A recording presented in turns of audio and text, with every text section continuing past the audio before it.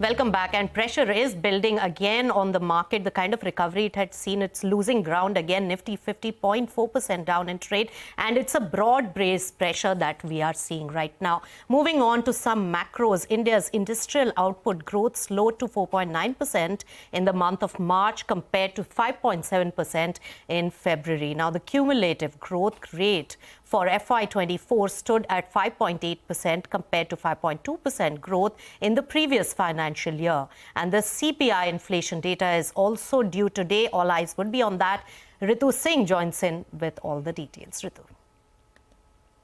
Well, let me start with the IIP numbers for March, where industrial output growth rate slowed down to 4.9% compared to 5.7% in February, but this was along expected lines. The most notable decline came from mining, where output rose by 1.2% in March compared to 8% the month before. Now, growth in manufacturing and electricity sectors, they saw some acceleration, which countered the slowdown that we saw in mining. Manufacturing output expanded by 5.2%, although on a very low base, and electricity grew by a robust 8.6%, thanks to rising temperatures also boosting demand.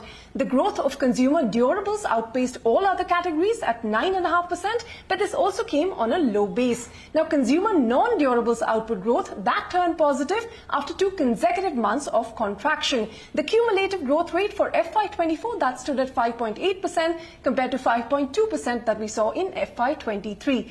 Now, moving on to inflation data, which is due to be released later today, the CNBC-TV18 poll shows that April CPI inflation may have only marginally eased to 4.81% from 4.85% that we saw in March. The estimates for the month range from 4.7 to 5.05%.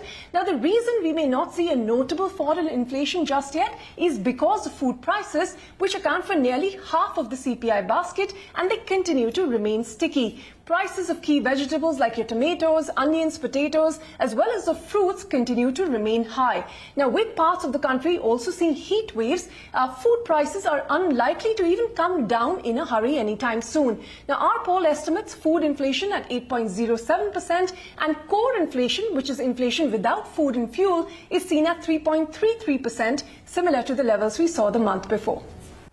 Okay, that's all the time we have on Business Lunch. Thanks a lot for watching. Midcap Radar will take all the market action forward.